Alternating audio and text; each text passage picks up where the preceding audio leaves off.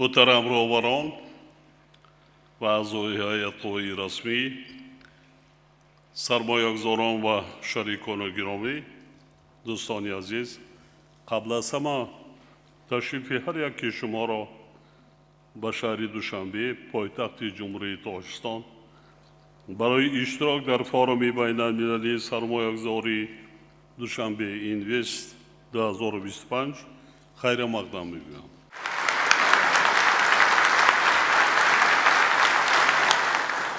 معرفی ذخیره و امکانات‌های فراخ تاجیکستان برای سرمایه‌گذاری‌ها، آمادگی کشور برای همکاری و فناوری و غایه‌های نو، اینچنین تصمیم حکومت مملکت برای ادامه اصلاحات و دیگرگونی‌هایی که برای رشد استوار و تشکل شریکی دراز مدت شرایط مساعد فراهم می‌آورد، هدف اساسی همایش امروزه میباشد. فورم دوشنبه سرمایه‌گذاری‌های سبز را که رشد استوار اقتصادی را با در نظر داشت عدالت اجتماعی و استفاده سرفکارانه ذخیره‌های طبیعی تامین می‌نماید، در مرکز توجه قرار داده است. محض به این خاطر فورم زیر عنوان سرمایه‌گذاری‌های سبز امکانات‌های امروزه برای استواری فردا برگزار کرده می‌شود. ما اطمینان داریم که محاکمه‌های سازنده در دوشنبه امکانات خوبی را برای مکالمه، مبادله دانش و تهیه استراتژی‌ها در سمت پیشبرد سرمایه‌گذاری‌های سبز که وسیله اساسی برای رسیدن به آینده استوار دانسته می‌شوند فراهم می‌آورد. فورم برای تهیه قرارهای عملی، تحکیم اعتماد طرفین، معرفی اشتراک اقتدار سرمایه‌گذاری منطقه و فراهم آوردن زمینه مستحکم برای آینده در اساس پرینسیپ‌های استواری و منفعت‌های متقابل پلتفرم‌های مهم را مهیا می‌سازد. محترم اشتراکچیان فورم، تاجیکستان دولت صاحب اسلام با تاریخ کهن، فرهنگ خاص و میراث غنی میباشد. سرزمین ما در دوام دستورها همچون پل بین خلق‌ها و تمدن‌ها شرق و غرب را با هم می‌پیوست.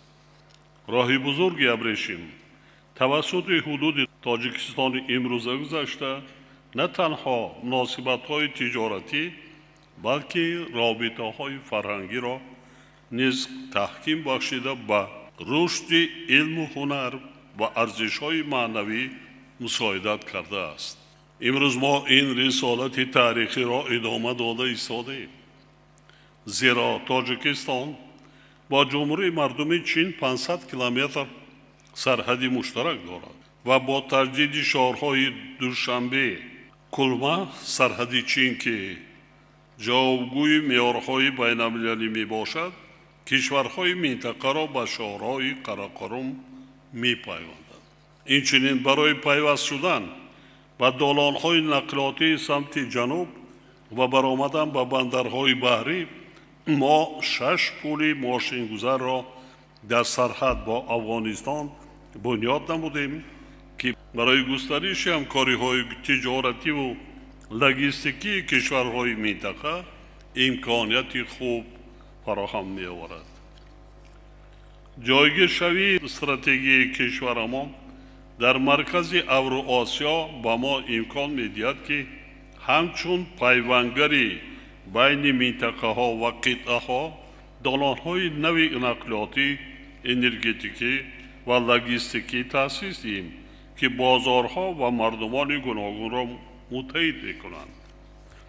این به سرمایه‌گذاران دسترسی مستقیم را به منطقه‌های با سرعت رشد یابنده، راه‌های نوی تجارتی و شریکی استراتژی همچون سمت کلیدی رشد برای متحدسازی منفعت حکومت‌ها، کارخانه‌ها و جامعه فراهم می‌آورد. تاجیکستان معاصر کشوری دارای اقتصادیات با سرعت تغییر یابنده، رشد با اعتماد مناسبت‌های بین المللی و فضای مساعد سرمایه‌گذاری میباشد. در 10 سال آخر سرعت میانه سالانه رشد اقتصادی ملی کشور ما در سطح 7.6% تأمین گردید. طی سالهای آخر ما اصلاحات فراگیر را که با تحکیم استواری ماکرواقتصادی، رشد بخش خصوصی، دستگیری صاحبکاری رقمی کنانی و تطبیق لایحه‌های اینواتسیونی نگرانیده شدند عملی نمود. تنها سال 2024 با اقتصاد ملی به مبلغ زیاده از 5 میلیارد دلار سرمایه خارجی و 2 میلیارد دلار سرمایه وطنی وارد گردید. حالا در کشور زیاده از 100 لایحه سرمایه‌گذاری دولتی با مبلغ عمومی بیش از 5 میلیارد دلار در ساحه‌های گوناگون اقتصاد کشور مورد تطبیق قرار دارد. افضلیت‌های ما عیان و رقابتناکند. اقتدار بزرگ گیدروانرژیتیکی که از روی 8 در جهان جای 8م را اشغال می‌کند و برای انرژی سبز امکانات‌های عظیم می‌کشد. ذخیره‌های غنی معدن و ثروت‌های مهم استراتژی از جمله طلا، نقره، مس، لیتی، سرمه، روح و ولفرام که طلبات با آنها برای گزارش سبز خیلی زیاد است. برای مردم برای که جای کار تامین کنیم و شدت مهاجرت مهنتی را پست نماییم، من اجازت دادم به تمام مردم برای جمع کردن طلا از دریاهای تاجیکستان. تمام دریاهای تاجیکستان طلا دارد و حالا قریب 50,000 آدمان پتنت گرفته از دریاهای تاجیکستان طلاشویی میکنند. میخواد میسپارد، میخواد به دولت میفروشد. البته این کار خیلی رشد کرده ایستاده است که ما آینده در نظر داریم که تا 200-300 هزار مردم خود را با جای کار با همین طرز تامین مینماییم. سرمایه انسانی جوان و نیرومند که زیاده است 70% آن را شخصانی تا 35 ساله تشکیل میدهند و برای کار آموزش و نوآوری ها آماده‌اند. سن سال میانه اهالی کشور ما 26 سال را تشکیل میدهد، یعنی اهالی تاجیکستان جوانترین به حساب میرود. موقع استراتژی کشور که امکان میدهد تاجیکستان به یک مرکز کلیدی نقلیاتی و انرژتیکی در آسیای مرکزی تبدیل یابد. یعنی دالان‌های نقلیاتی و اقتصادی معاصر از طریق حدود تاجیکستان کشورهای آسیای مرکزی را با کشورهای آسیای جنوبی و چین می‌پیوندد. ما به رشد اقتصادی سبز توجه مخصوص میدیم. محض به این خاطر سال 2022 استراتژی رشد اقتصادی سبز در جمهوری تاجیکستان برای دوره تا سال 2037 قبول گردید. دوستان گرامی، امروز تاجیکستان علاقه در تلاش‌های جهانی آید به حفظ محیط زیست و مبارزه با تغییریابی اقلیم سهمی ارزنده گذاشته است. کشور ما امکانات‌های بزرگ را برای عملی نمودن لایحه‌های عظیم در ساحه انرژی برقرار شونده، آبی، آفتابی و بادی دارا میباشد. اقتدار سالانه نیروی برق آبی کشور تقریباً 527 میلیارد کیلووات ساعت را تشکیل میدهد که حالا همگی 5% آن استفاده میگردد.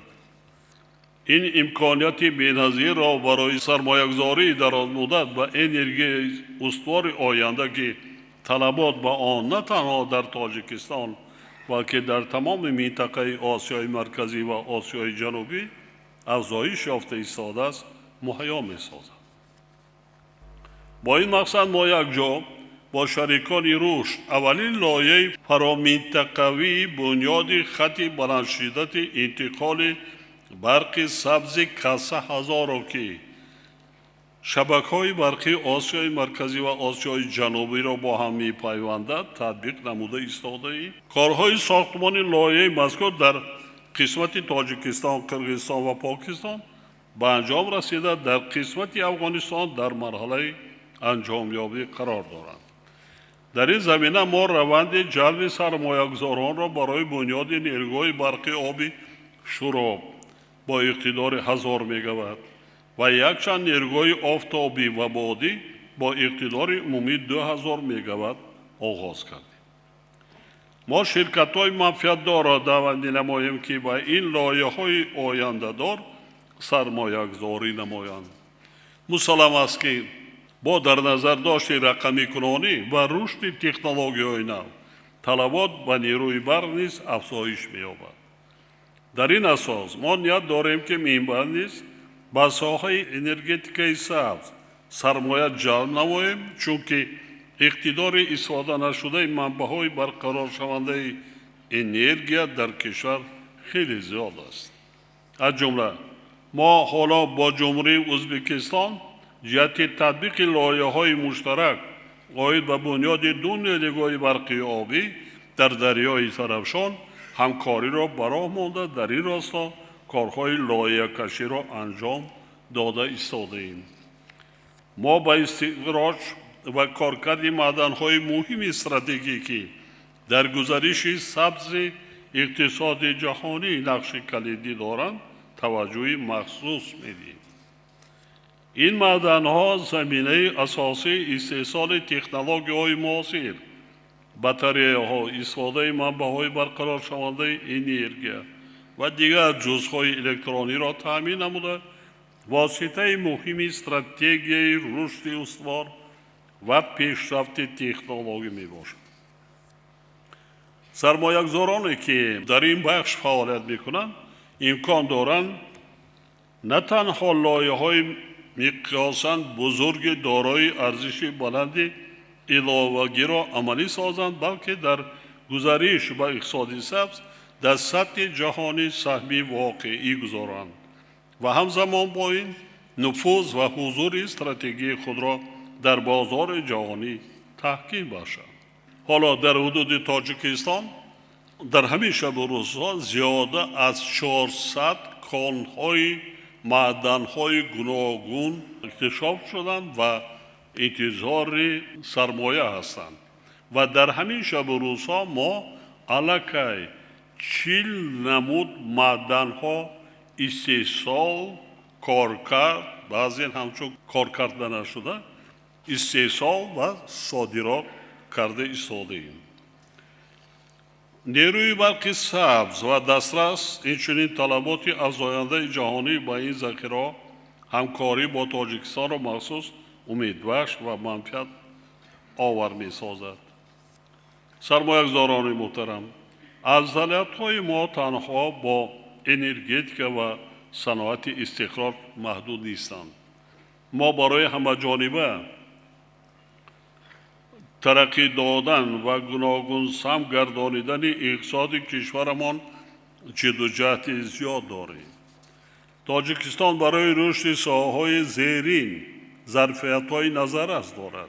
صنعت سبک و خوراکواری که امکانیت زیادی قانع گردانیدن بازار داخلی و برآمدن به صادرات را امکان می‌دهد. صنعت کیمیا و داروسازی که با علم معاصر و نوآوری نگرانیده شده است. عالمان معین کردند در طبیعت تاجیکستان امروز زیاده از 5000 گیاه‌های شفابخش معین کردند که برای سلامتی انسان از آن داروهای طبیعی استحصال کردن ممکن است. علاقه شروع هم کرده ایستادن و صادرات هم میکنند. استحصال مسائل ساختمان که طلبات با آن هم در داخل و هم در خارج کشور زیاد است. کمپلکس یک رسانتی که به استحصال و صادرات محصولات از جهت اکولوژی تازه و دارای ارزش بلندی علاوه شده نگرانیده شده است. تاجیکستان دارای همگی 1 میلیون گکتار زمین کارم است. از این 700,000 گکتار زمین آبی است. 300,000 گکتار زمین های للمی. برای همین هم ما با که طلبات را قانع گردانیم، باز بالای این من 170,000 گکتار زیادتر زمین را با مردم تقسیم کرده دادم برای بنیاد منزل استقامتی. 50,000 گکتارش آبی است. برای کمپنساسیا کردن و زیاد کردن حجم استحصال محصولات آذوقه‌واری ما چیکار کردیم؟ ما همان روندهای اینواسیونی تکنولوژی حاضر زمان دیگر ما با کشتی تکراری گذاشتیم. در یک زمین این شب و روز علاقه دویم کردیم پورا 200,000 گکتار و حالا علاقه در جستجوی کشتی سیوم چهارم مراتب است در یک زمین. یعنی از 2 تا 4 حاصل گرفتن ممکن است. صادرات کار کرد زیاده از 5,000 تن اثر خوشصفت استحصال کرده میشه. قریب 100,000 تن میوه خوش صادرات میکنند. میوه ترم در مجموع قریب 1 میلیون تن. مرحمت میتونید همکاری کنید، میتونید طریق خشک میخواهید در جاش گرفته خشک کردن ممکن. با این چنین ساحه سیاحی را که یکی از سمت‌های کلیدی رشد کشور میشماریم.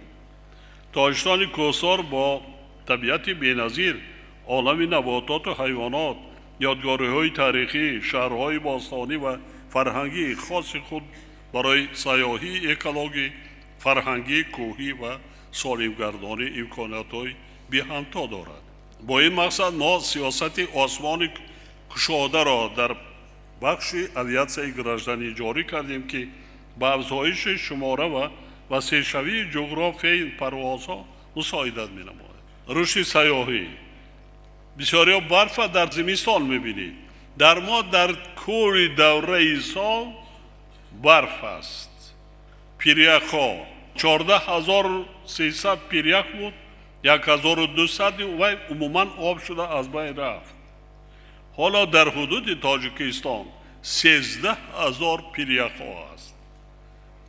از این پیریک فیتچنکو بزرگترین در دنیا در خشکی 77 کیلومتر درازی، در بعضی منطقه ها تا 5 کیلومتر پهنایی و با چقری 1.5 کیلومتر. عموما زیبا است. در فصلی که در قسمت جنوب 45 گرادوس 40 گرادوس است، میوه و سبزیجات رسیده است. در آنجا حرارت 10-12 گرادوس خنکی سردی یا اینکه برف میبارد. عجایب طبیعت. سیاحان کوهنوردان خیلی زیاد هستند. آبهای شیرینی با صفا، اجسام ذخیره آبی آشامیدنی و نمک آشیان تاجیکستان در دنیا یکی از جاهای اول را اشغال می‌کند. محترم اشتراکچیان این فورم، حکومت تاجیکستان جهت تشکیل فضای مساعده صاحبکاری پیوسته چاره‌جویی می‌نماید. امروز ما با سرمایه‌گذاران زیاده از 240 نامگوی کفالت و امتیازهای گوناگون را پیشنهاد می‌نماییم که زیاده از 110 نامگوی آنها امتیازهای اندازی و گمرکی میباشد. در کشور 5 منطقه آزاد اقتصادی عمل میکند که به صاحبکاران برای رشد موفقانه تجارت شرایط و امکانات‌های وسیع پیشنهاد می‌نماید. تاجیکستان با تمام انستیتوت‌های بین‌المللی مالیوی همکاری بنیاد فعال دارد. سال 25 در دوشنبه آیتی پارک زمانوی مرکز نو جهت رشد تکنولوژی‌های رقمی، استارتاپ‌های اینواسیونی و جوانان با استعداد و کار شروع نمود.